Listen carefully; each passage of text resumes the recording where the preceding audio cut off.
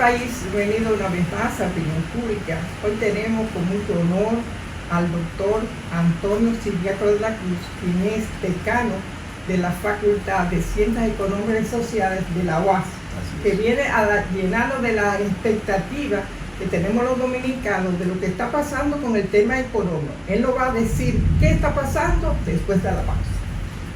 Sentirse bien y ir a sus compromisos sociales.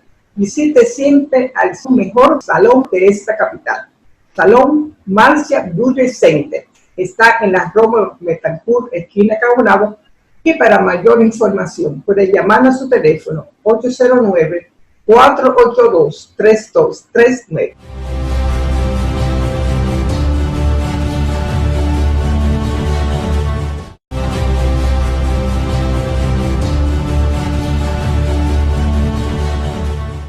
Doctor, usted el pasado sábado se inscribió como decano de la Facultad de Ciencias Económicas y Sociales de la Facultad de la UAS. Me gustaría decir qué está pasando, cuál es la oferta que usted le hizo en el plano eleccionario y qué va a pasar con esas políticas. En primer lugar, Virginia, muchas gracias siempre por tu gentileza de invitarme a tu programa. Tal y como tú has señalado, nosotros el pasado sábado nos metimos como decano de la Facultad de Ciencias Económicas y Sociales. Tan esperado por todo, ¿eh? Claro, gracias. Claro. Y nosotros hicimos una propuesta en todo el proceso de la campaña, una propuesta académica a los profesores y a las profesoras de nuestra facultad. Y ahora tenemos ya prácticamente en estos inicios de esta gestión, estamos impulsando una serie de medidas del aspecto docente, de iniciativas y acciones del aspecto docente que van a fortalecer y a consolidar nuestra facultad en el espacio de la sociedad dominicana. En el aspecto docente nosotros tenemos una oferta académica, de nuevas carreras que conectan con la demanda del mercado, que es muy importante. Vamos a ofertar a los profesionales del país la carrera de negocios internacionales, tomando en consideración que esta es una economía que durante las últimas décadas ha sido la de mayor atracción de inversión extranjera y básicamente en sectores como el turismo, sectores como el comercio, zonas francas, y se ha convertido en un centro de negocios. En segundo lugar, también hay una carrera muy importante, muy demandada, que tiene mucho que ver con los aspectos disruptivos que está viviendo el mundo, con la tecnología, con la inteligencia artificial, que es la carrera de ciencia de los datos. Hoy en día, muchos jóvenes están demandando este tipo de formación porque hoy el mundo de hoy está conformado por muchas empresas tecnológicas que están contratando a muchos dominicanos jóvenes, incluso para trabajar desde la República Dominicana. Google, por ejemplo, tiene una gran oferta de trabajo para profesionales dominicanos, Amazon, Apple. Entonces, todas esas empresas que son las más prestigiosas del mundo son empresas tecnológicas y como consecuencia entonces las universidades tienen que transformar su plan de estudio, su currículum, para que nuestros profesionales puedan conectarse con el mercado de trabajo. Eso lo está diciendo ahora el doctor Leonel Fernández, no, claro, de cómo va a expandirse. Claro, entonces nosotros estamos en esa tesitura incorporando esas carreras, pero además la República Dominicana, Virginia, se ha convertido en un gran centro logístico. Nuestra ubicación, que está prácticamente, yo digo, en el ombligo del mundo, equidistante a 2 y 3 horas de los Estados Unidos, tanto de Miami como de Nueva York, pero también está a 8 horas de Europa. Y además tiene relaciones económicas y acuerdos de libre comercio con los 3 bloques más importantes del mundo, en el caso de Estados Unidos con el EFTA, en el caso de la Unión Europea con el acuerdo EPA, pero también tiene y restableció relaciones diplomáticas con China, que es prácticamente la potencia emergente. Y en ese sentido, nosotros vamos a ofertar la carrera de aduanas y comercio exterior. Eso es en el campo del grado. Y en el campo del posgrado también vamos a fortalecer esos espacios con ofertas con maestría, por ejemplo, en inteligencia de negocios, en ciencia de los datos, en gestión y operaciones de centros logísticos. De manera que estamos articulando todas esas acciones, siempre tomando en consideración las características de la economía dominicana y también la nueva demanda de los jóvenes que están hoy entrando a las universidades, que están pidiendo carreras que no son las tradicionales y que pues, precisamente por las transformaciones que se han dado en el mundo de hoy, ¿no?, en la economía, hay una demanda importante que nuestras universidades tienen que suplir. Entonces, en ese sentido, nosotros vamos a conectar, a fortalecer los espacios que ya ha ganado la facultad con la sociedad dominicana, pero también en el aspecto de la investigación vamos a hacer informes. Sí, para porque analizar la UAP dominicana. tenía hace años, claro, esa apertura de investigativa, claro, que era muy por medios tradicionales, sí, muy perita y de mucho prestigio. Claro, entonces eso hay que retomarlo, tomando en consideración que la sociedad dominicana ha madurado, ha crecido, se ha fortalecido de manera institucional, que ya hay más información, que hay más tecnología involucrada. Y yo creo que en ese sentido nuestra facultad tiene que retomar esos espacios que fueron altamente demandados y que hoy están dadas las condiciones para darle un impulso importante y seguir conectando a nuestra facultad, nuestra universidad con la sociedad dominicana.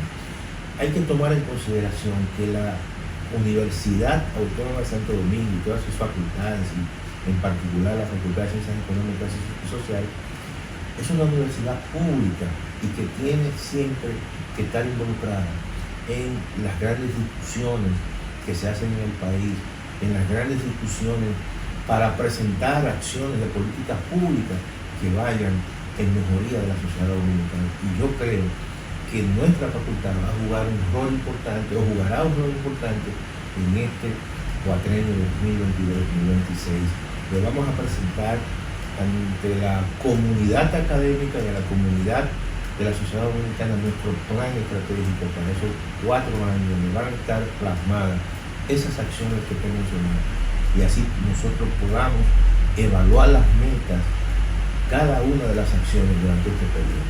Ese va a ser nuestro accionar ante la sociedad dominicana. Eso va a ser un salto dialéctico, lo que va a pasar con usted dirigiendo esa facultad tan importante de la UAS.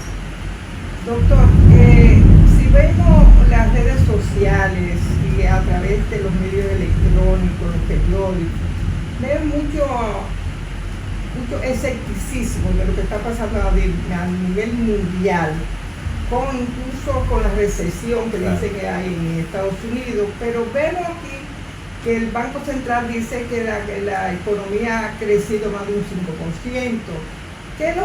¿Cuál es su pronóstico? ¿Qué es lo que va a pasar en República Dominicana? ¿Estamos blindados los dominicanos? Que lo veo el pueblo como un quitado de bulto. ¿Qué es lo que está pasando? Tú sabes que nuestra economía es una economía muy diversificada. Es muy importante que la gente entienda eso. Hay un elemento, Virginia, que para mí ha sido quizás el factor más importante que ha tenido la economía dominicana durante los últimos 30 o 40 años, y ha sido que nosotros los dominicanos y la dominicana y su clase política mínimamente han construido un espacio de tranquilidad y de estabilidad política. Mira, hoy en día, si tú vas a Sudamérica, Argentina tiene un problema de entendimiento entre el peronismo, la visión del radicalismo, y hoy en día es una economía con una inflación altísima. Incluso es una economía donde la gente compra, como decimos, y paga en peso argentino, pero ahorra en dólares. Entonces es como que le temen y están mirando más hacia afuera. Tú vas a Perú y hay una situación de inestabilidad política. Tú vas a Ecuador y pasa igual. En Colombia hay una situación. Entonces, ¿qué está ocurriendo en la República Dominicana? Que a pesar de que el mundo está viviendo un proceso de incertidumbre, de desaceleración de la economía, producto de que salimos de una pandemia, viene un proceso de recuperación muy abrupta, pero inmediatamente surge el conflicto bélico Rusia-Ucrania. Eso ha generado una situación bastante, mucha incertidumbre, incremento en los precios internacionales de los principales commodities agrícolas, de los combustibles y hidrocarburos. Sin embargo, a la economía dominicana eso lo ha impactado, pero dentro de ese concierto de dificultades va a tener un crecimiento relativamente bueno. No va a crecer, como dice el gobernador, un 5, pero va a terminar con un crecimiento positivo, porque si América Latina se proyecta con un crecimiento de 2.8, la economía dominicana terminará con un crecimiento de casi un 4, 4.5, es lo que yo vislumbro. ¿Por qué? Bueno, porque a pesar de todo, nosotros estamos insertados en el mundo global. Y esa situación, en cierta manera, nos afecta a sectores que están muy vinculados con el exterior. Por ejemplo, ahora mismo en Europa se ha dado una situación donde el dólar, por primera vez, tiene más valor que el euro. Eso tiene una repercusión hacia la República Dominicana, porque el turista que venga de Europa se le va a hacer mucho más difícil. Es como que en la República Dominicana el peso dominicano se deprecie con respecto al dólar. Allí lo que está ocurriendo es que el euro se depreció con respecto al dólar. Por lo tanto, para un europeo venir a la zona del dólar se le hace mucho más costoso. Y eso va a afectar a nuestro sector turístico. Claro, pero por el lado de los Estados Unidos, es al revés, no beneficia. Porque el americano que venga se le va a hacer mucho más fácil y le va a rendir mucho más el dinero a la República Dominicana. Por lo tanto, esas son situaciones que se dan en el mundo. Nosotros tenemos una diáspora en Estados Unidos que hasta las proyecciones que hay, hasta este mes, se vislumbra que van a entrar más de 9.000 millones de dólares solamente en el mes. Y eso es una buena noticia para que tú entiendas lo diversificado que es está la economía dominicana, pero también el incremento de las exportaciones nacionales. Pero hay un elemento importante. Hoy por primera vez el arroz puede ser exportado. Claro. ¿Qué significa eso? Que ese éxito que hemos tenido nosotros en la producción de arroz, que siempre hemos sido autosuficientes, que la gente se ha olvidado de que el arroz es un problema porque siempre está en la mesa y a un precio relativamente atractivo, 23 pesos, 25 pesos, y un dominicano sin arroz no es nadie. Y sin embargo, eso es un éxito de nosotros, los dominicanos, de nuestras políticas públicas, y hemos sabido en cierta manera salir adelante en esta situación. Y yo creo que al margen de estos problemas, nuestra economía es una economía que su diversificación y la estabilidad política le ha permitido, por ejemplo, que en ese contexto alrededor del mundo y de América Latina donde hay problemas, entonces aquí vienen las inversiones. Dicen, oye, pero es increíble. ¿Por qué? Porque la gente, a pesar de las adversidades, dice, en la República Dominicana se puede invertir. No hay ningún tipo de situación que altere. Pero debemos cuidarlo porque debemos cuidarlo. Sí. Y digo eso, pero debemos cuidarlo. Debemos siempre estar atentos de cuidar la seguridad ciudadana, de evitar incluso situaciones vinculantes con el narcotráfico y ese tipo de negocios que muchas veces alteran la paz pública y la paz interna. Y donde no hay paz pública, donde no hay paz interna, eso significa que las inversiones no fluyen. Yo pienso que a pesar de todo, del éxito que hemos tenido en la República Dominicana, a pesar de eso hay que sacar siempre en consideración que la estabilidad política juega un papel importante. Y yo creo que este año no va a crecer la economía dominicana un 6%. Eso es, básicamente no se puede pensar que en un contexto así ninguna economía vaya a crecer un 6%. Mira, estaba leyendo el último informe del Banco Mundial sobre la perspectiva mundial, del Fondo Monetario.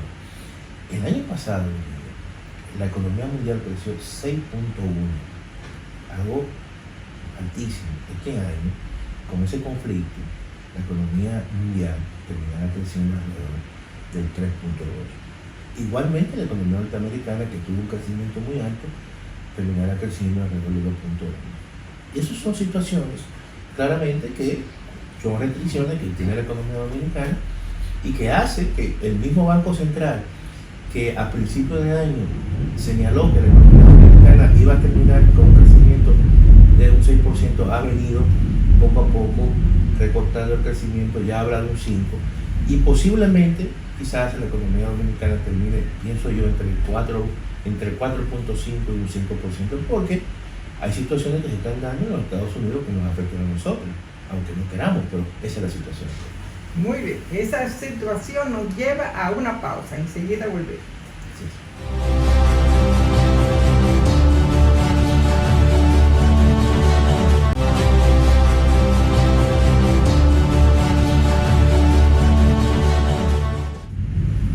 Doctor, y parece que la República Dominicana puede tener muchos chances porque el hecho de que muchos de los países están teniendo un gobierno de izquierda puede hacer que la inversión extranjera tenga un declive para la República Dominicana. Me gustaría que usted nos explique en contexto qué pasaría. Sí, tú sabes que en América Latina y básicamente en Sudamérica hay una especie de, siempre hay esos cambios de ciclo, ¿no?, políticos. Y está viviendo un cambio de ciclo porque gran parte de los gobiernos son gobiernos de centro izquierda o de izquierda, pero básicamente de centro izquierda. Bueno, recientemente Petro acaba de ganar en Colombia, pero también hay un gobierno en este caso en Perú, está en Chile, posiblemente gane Lula en Brasil, y todo eso en cierta manera en Nicaragua, con Venezuela, todo eso en cierta manera abre la posibilidad de que gran parte de las inversiones se desvíen y se desvíen a países como la República Dominicana, porque tiene condiciones claramente, no como un gran mercado, porque es un mercado pequeño, sino porque la República Dominicana geopolíticamente está ubicado ¿verdad? En el mismo trayecto del sol, como decía nuestro poeta Pedro Mil. Y eso le da una ventaja comparativa. Pero además, Virginia, la República Dominicana es de los pocos países en el mundo, quizás son 5 o 6, que tiene a su vez un acuerdo de libre comercio con Estados Unidos y un acuerdo de libre comercio con la Unión Europea. Y a su vez tiene relaciones económicas con Chile. Eso significa que muchos capitales asiáticos pueden venir a la República Dominicana, exportar hacia Estados Unidos sin pagar impuestos, o exportar a la Unión Europea sin pagar impuestos. Entonces eso lo hace un centro de atracción de inversiones. Y eso es para la manufactura, por eso es que tú observas que en los últimos años ha habido un crecimiento importante de la manufactura de las zonas francas. Tú sabes que nosotros somos uno de los principales exportadores de materiales médicos e insumos médicos en la región.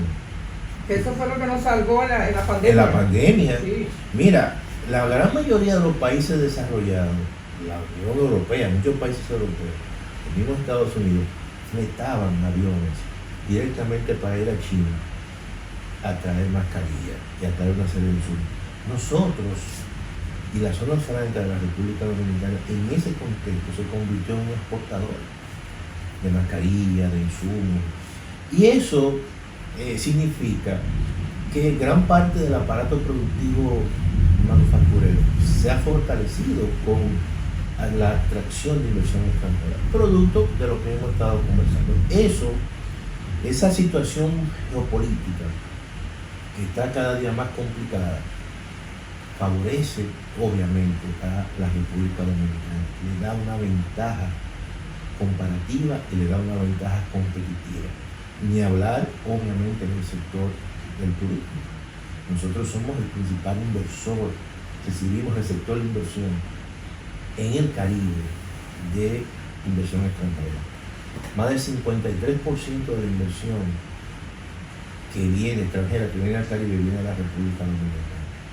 Y eso claramente es fruto, como hemos dicho, de una situación política, de una estabilidad política que a su vez sirve de atracción, y muchos países que tienen dificultades, muchas convulsiones políticas, cambios de gobierno, inestabilidad, eso hace que las inversiones salgan de allí y entonces vengan a países con cierto nivel de tranquilidad. Y yo creo que la República Dominicana en ese sentido tiene esa, esas ventajas competitivas. Y eso hay que mantenerlo. Entonces, lo que se vislumbra es mayor incertidumbre en esa zona política. No hay arreglos políticos, hay muchos cambios políticos. Mira el caso, por ejemplo, de Chile. Chile vive una situación donde ahí están, hay una convocatoria, bueno, ya se hizo la convocatoria de la revisión de la Constitución y ya tiene una nueva Constitución, pero hay que llevarla, obviamente, a votación. Todo eso genera mucha incertidumbre porque es una nueva Constitución, hay cambios importantes, hay cambios incluso en la seguridad jurídica para las inversiones. Entonces allí, en lo adelante, las inversionistas van a esperar un compás de espera. Espérate, yo no sé qué va a ocurrir allí. Entonces yo tengo que esperar. Mientras tanto se van a países con estabilidad política y social como la República Dominicana. Y eso claramente está favoreciendo a la República Dominicana. Doctor, usted ha hablado al principio de la diversificación de la economía dominicana y sobre todo del turismo, que es nuestra chimenea. Claro. La industria sin chimenea. La industria sin chimenea y que nos ha dado tanto prestigio. Así es. Sobre todo con el turismo de playa. Una marca país. Es marca país, pero ¿qué está pasando con lo que genera el turismo dominicano, que no se ve en la República en desarrollo para los dominicanos? ¿Por qué no hay clúster, por ejemplo, para que nosotros produzcamos los bienes y servicios que tienen los hoteles y demás? Tú sabes ¿Qué está pasando? Llegó un momento en que hubo un desarrollo sobre los clústeres, clúster de turismo, clúster de aguacate, y básicamente los clústeres turísticos se desarrollaron en zonas. Recuerdo, como viajo mucho en términos académicos a Barahona, era muy activo el clúster turístico de Barahona, también en el este, todavía en la parte del polo norte, de la zona norte. Ahora, ¿qué yo pienso en Virginia? Yo creo que hace falta una mayor articulación de los sectores en la República Dominicana. Y te digo esto porque se ha hecho un esfuerzo importante en el caso, por ejemplo, de la agricultura. Cuando un turista viene aquí, el arroz que consume, ¿de dónde es? De la República Dominicana. Debe ser de aquí. O los huevos, o las carnes, o los mariscos, o el pescado, o los vegetales, o las frutas. De manera que cuando... ¿Pero qué parte de eso es importado? Entonces, ¿qué ocurre? Que hasta ahora, que es un porcentaje importante, el 35% de la producción agrícola se vende en el sector turístico. Debería ser un 50%, para que entonces eso genere un proceso de encadenamiento, y ese encadenamiento genera una especie de situación virtuosa al interior de la economía dominicana, al interior de las regiones donde están los principales polos turísticos, y eso también significa más empleo.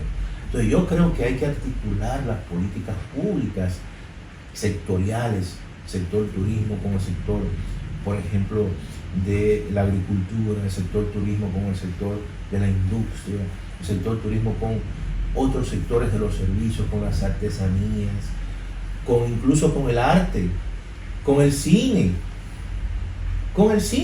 Aquí, y hay que decirlo, que gran parte de muchos hoteles y muchas zonas de ocupación hotelera es prácticamente para la fílmica de cine extranjero, y eso hay que potenciar. Pero también hay que articular toda esa generación de empleo con empleos nacionales. Porque mira qué ocurre. Aquí puede venir una persona, no sé, experto en guión. ¿Cuántos expertos en guión tenemos nosotros? A lo mejor no tenemos los expertos en guión suficientes y muchos vienen de fuera. Eso significa un escape.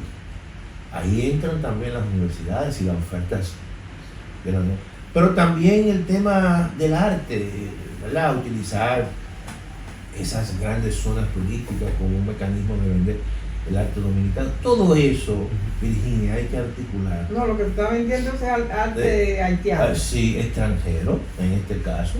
Entonces, pero todo eso hay que verlo y todo eso, Virginia. Yo he escrito mucho sobre eso, claro, claro. Entonces, esa política hay que cambiarla. Porque si no, entonces, ¿a quién está beneficiando el dominicano?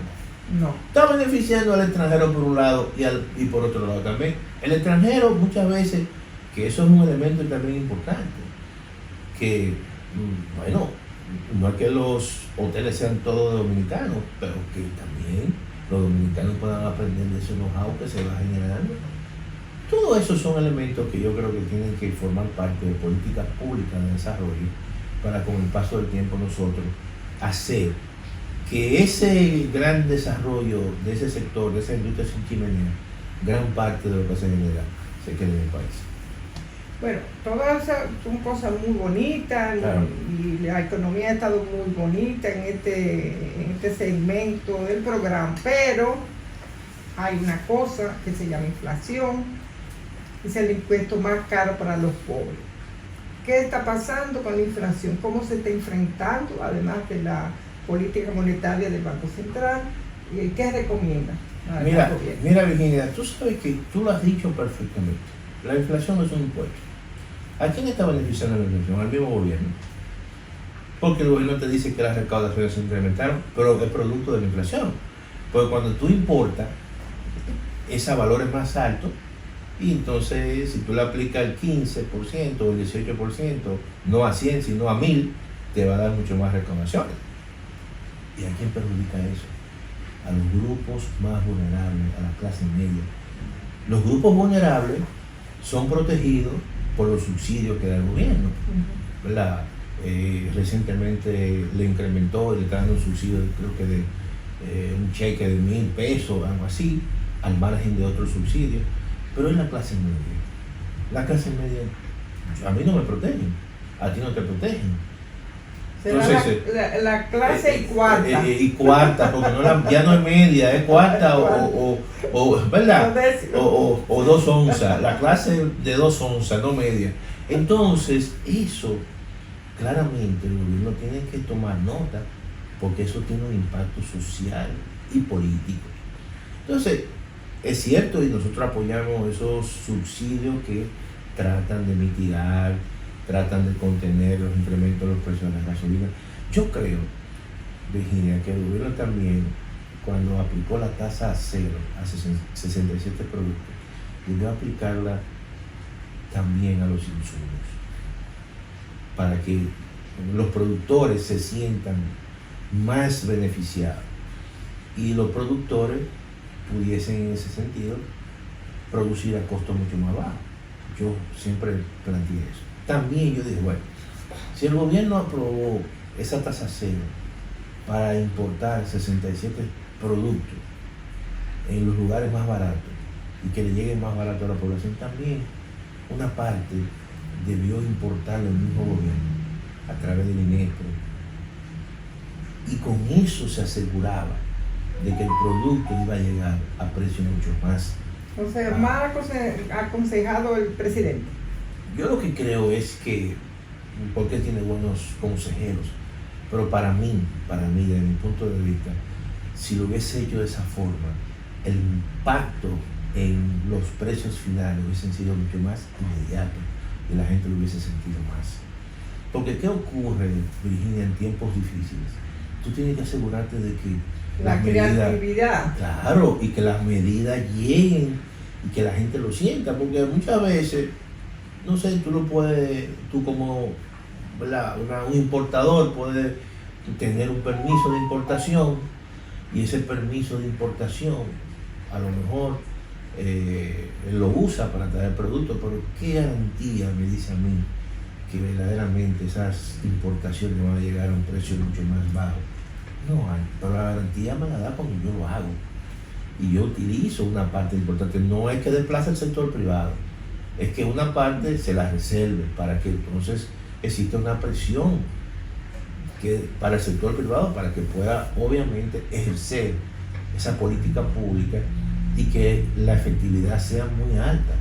Entonces, eso es lo que yo, en cierta manera, con esas medidas, yo tengo ciertos niveles de reserva, o por lo menos yo lo hubiese hecho de esa manera. Por lo que usted está diciendo, se puede colegir que hay cierto grado de especulación en los precios actuales de los productos, sobre todo en los supermercados y mercados de República Dominicana. Lo que ocurre es que hay quejas de la población. Por ejemplo, uno escucha que la libra de pollo está a 59, pero la gente no lo encuentra. Entonces, yo necesito una garantía de que si ese es el precio justo, que eso llegue. Pero hay subsidio para los pollos. Pero precisamente por eso. Hay subsidio, pero hay algunas quejas en ese sentido. Que yo pienso que también hay un componente y precisamente hago ese énfasis porque tú sabes que en la cadena de intermediaciones en muchos casos son largas. Entonces, los intermediarios, más que los productores o los consumidores, son los que se benefician. Entonces, cuando tú vienes a ver, tú estás dando un subsidio que se queda en la cadena de intermediación. Y eso hay que tener mucho cuidado. Y no solamente son para los productos, ya me está haciendo la señal de la pausa. Volvemos con esta pregunta. Sí, cómo no. Vamos a la pausa.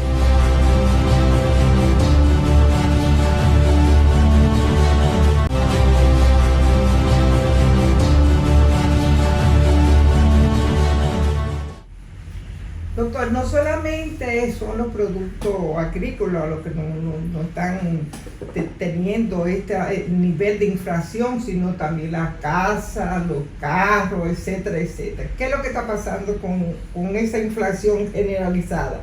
Mira, Virginia, tú sabes que todo eso está muy articulado, la cadena de suministro, los insumos.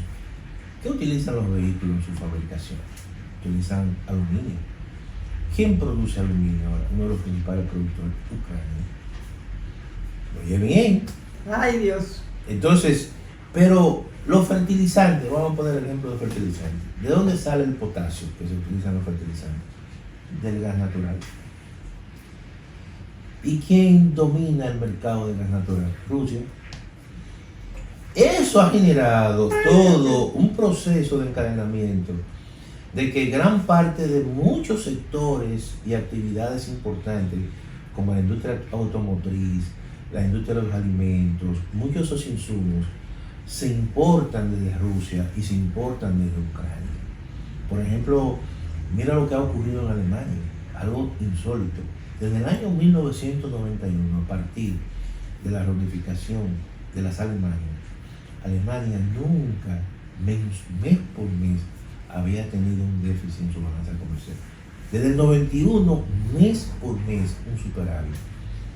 Y este año tiene por primera vez, desde el 1991, un déficit en su balanza comercial.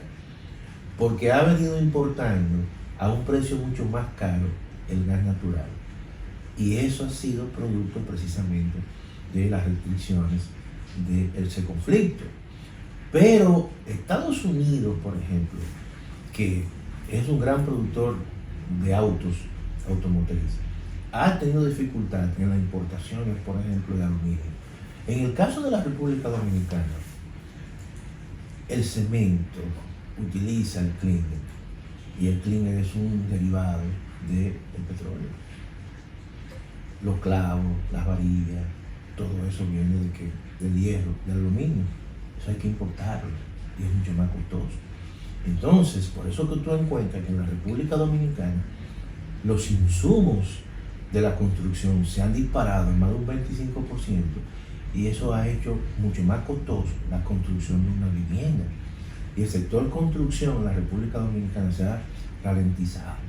un sector muy dinámico, sumamente dinámico. ¿Se puede contraer ese sector? Claro, porque si tú produces las viviendas a un costo mucho más alto, eso va a provocar, la gente no lo puede comprar. Claro que no. Porque ante una situación de inflación, está carísima, claro, la vivienda. Entonces, ante esa situación, si tú le sumas que ir a un banco en estos momentos, las tasas de interés es mucho más costoso, entonces tú dices, yo voy a posponer mi compra de mi vivienda porque el dinero está más costoso cuando voy al banco, pero también el precio de la vivienda está más costoso.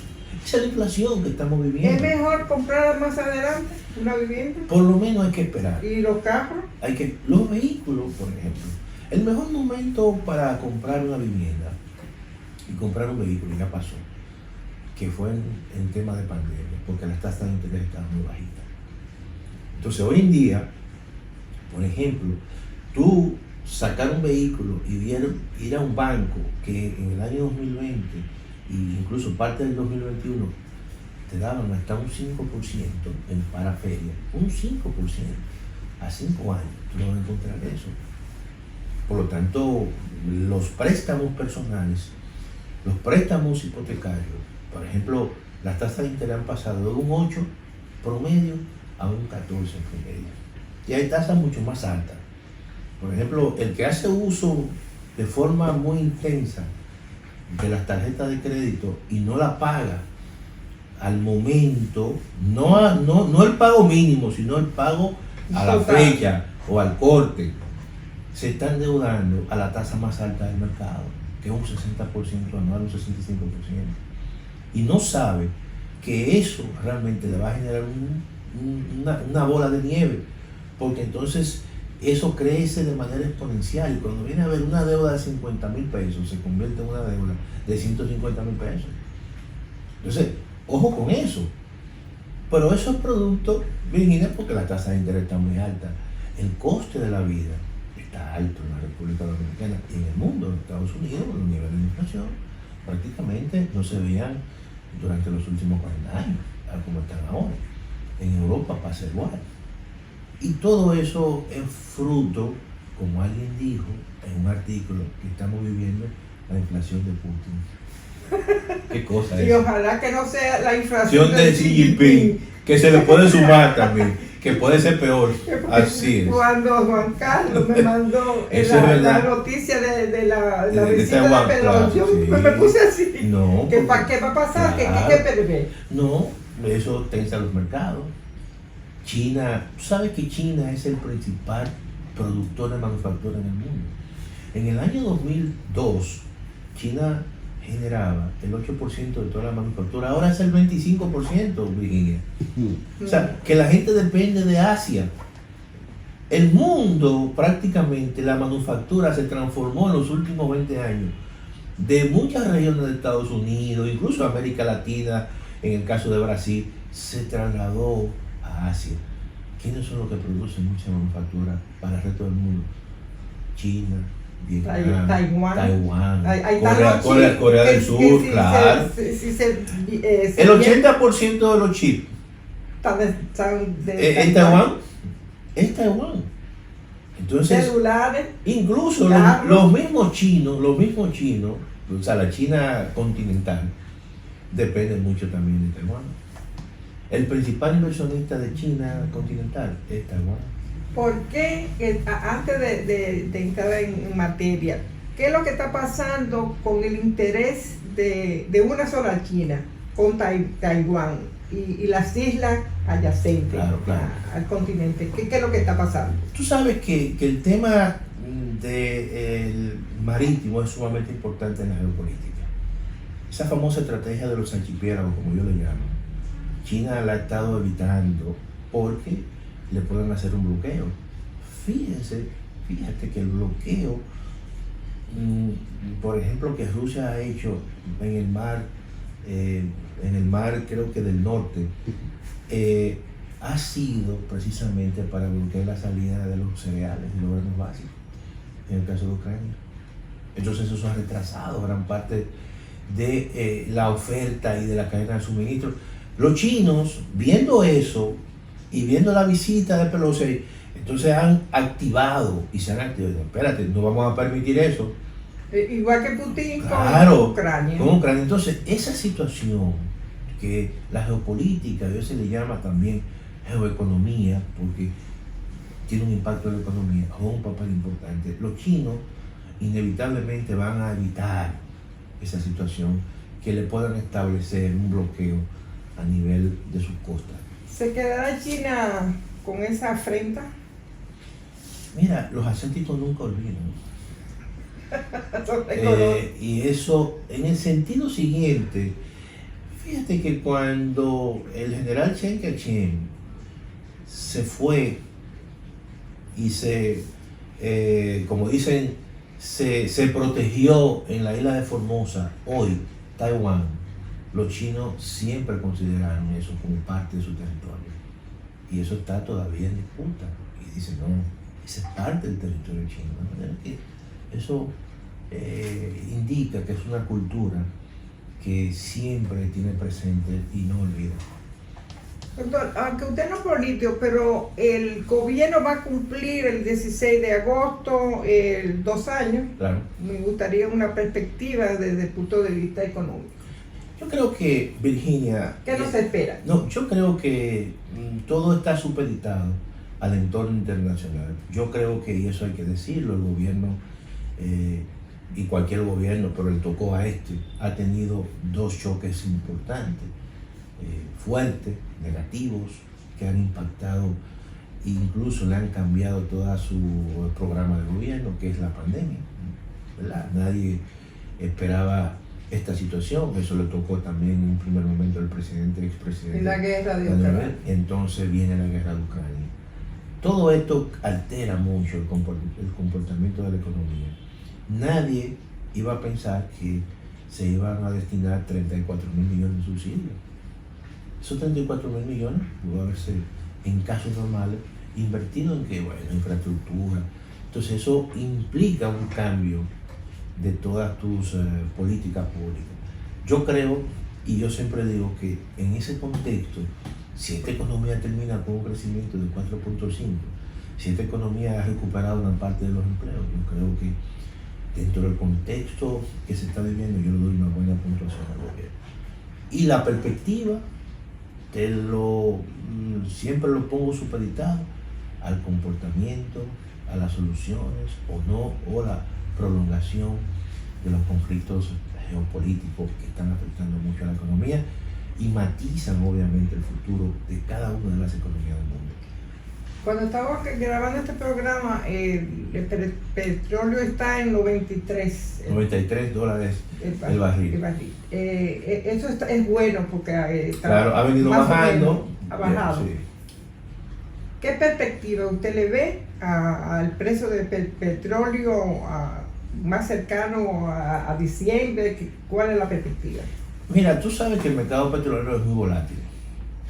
Es muy volátil y ya incluso la OPEP adelantó que iba a incrementar la oferta para los próximos meses. Pero aún así, uno de los principales ofertantes del mundo es el petróleo ruso, de los Urales. Y eso va a depender mucho de la situación Rusia-Ucrania. Por lo menos hay un acuerdo que se está cumpliendo mínimamente, que fue firmado en momentos diferentes, tanto por Rusia, Naciones Unidas, y Ucrania, Naciones Unidas y Turquía. Si se llega a un acuerdo, si se mantiene ese acuerdo, obviamente que los precios del petróleo tenderán hacia un punto tendencial de baja. Si no, entonces pueden volver a subir. Todo eso va a depender de un mercado muy volátil y vuelvo y reitero que va a depender mucho de ese comportamiento y de los acuerdos que se lleguen en ese conflicto. ¿Y qué parte le tiene para usted de esa perspectiva de que la ley de hidrocarburos se conozca? Tú sabes que yo creo que eso hay que conocer. Mira, la República Dominicana hay un problema, Virginia, estructural. Nosotros no tenemos capacidad de almacenamiento. Supongamos que tuviésemos una capacidad de almacenamiento para 1 mes, o 2 meses, 3 meses. Eso nos permite comprar petróleo barato en los momentos cuando esté barato igualdad. Y no subir el precio cuando los precios obviamente del petróleo suban. pero nosotros no tenemos capacidad de almacenamiento. Entonces, eso no permite que la fijación del precio sea, no sé, quincenal o mensual. Yo creo que debemos cambiar esa lógica. Debemos, en primer lugar, impulsar el incremento en su capacidad de almacenamiento de la refinería dominicana de petróleo, pero yo creo que la fijación del precio semanal hay que revisar, y no ponerla semanal sino quincenal, porque también con eso se da mucha especulación.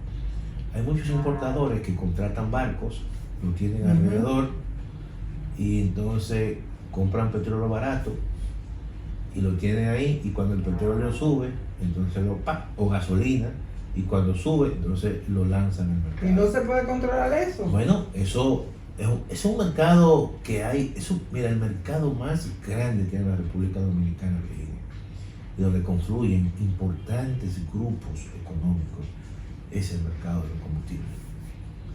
Y eso, pienso yo, es una decisión política que hay que tratar. Es un mercado concentrado y hay que hacerlo mucho más libre y competitivo ese mercado.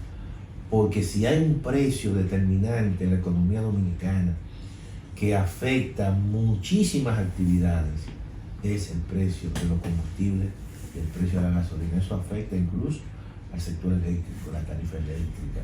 ¿Por qué, Virginia? Porque el 75% de nuestra matriz energética está conformada por combustibles fósiles, petróleo, gas natural y carbón mineral. Y no hemos podido diversificar esa... Se ha hecho un esfuerzo, es cierto que hay un proceso que se ha venido porque la concentración era mucho mayor con el caso del petróleo, pero ahora el gas natural, ahora el carbón mineral, porque el carbón mineral antes del conflicto era $50 el barril. ¿Y ahora? Son $300 la tonelada métrica. Lo mismo ha ocurrido con el gas natural, producto del conflicto.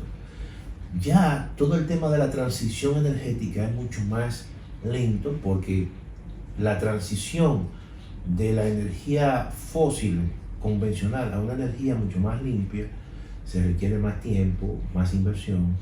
Es una inversión que es socialmente costosa, y por eso ojalá que todas las casas aquí tuviesen paneles solares, ¿verdad? O que en muchas zonas se pusieran parques eólicos, pero hay que ver las zonas que sean adecuadas para eso.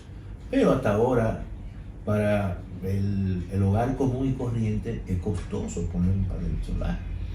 Y eso es un proceso, la transición energética es lenta, y por eso todavía dependemos mucho de la energía fósil. ¿Cómo es? 30 segundos, doctor. ¿Por qué hay tanta generación y tanto apagón? ¿Qué es lo que está pasando? Bueno, tú sabes que la energía se ha encarecido, todavía el sector eléctrico hay una situación incluso con el pacto eléctrico. El pacto eléctrico conllevaba el desmonte de los subsidios. Tú sabes que el precio de los combustibles está mucho más caro. Ha habido problemas incluso en la cadena de suministro. ¿Y en la tarifa? La tarifa hubo que pararla, porque en muchos casos no era verdad que era un 9%, en muchos casos se duplicó. Gente que pagaban 4.000 terminaron pagando 8.000, otros 8.000, 16.000. De manera que fueron ajustes muy fuertes y la gente se quejó. Pero esperamos que esta situación geopolítica culmine, porque en el fondo la inflación es una inflación producto del incremento en los energéticos, en los combustibles, en los hidrocarburos, y hasta que ese conflicto de Rusia-Ucrania no desaparezca, eso va a seguir. Bueno, doctor, dándole las gracias por esta virtual, no, por esta cercanía. Gracias. De mi hogar, llevando a ustedes estas reflexiones tan puntuales que nos ha dado en este trayecto de este programa el doctor Antonio Ciriaco Cruz, quien es ahora decano de la Facultad de Ciencias Económicas y Sociales de la Universidad Autónoma de Santo Domingo, a quien le deseamos todo el placer, todo el encanto que pueda tener en en ese decanato Gracias. por 4 años, Así es. que sea para beneplácito de esa casa de estudio Sí. que fue también mi alma mater. Así será Virginia. Muchas gracias a ustedes, señores. Será el próximo domingo cuando yo de nuevo les encuentre en otra opinión pública. Hasta entonces.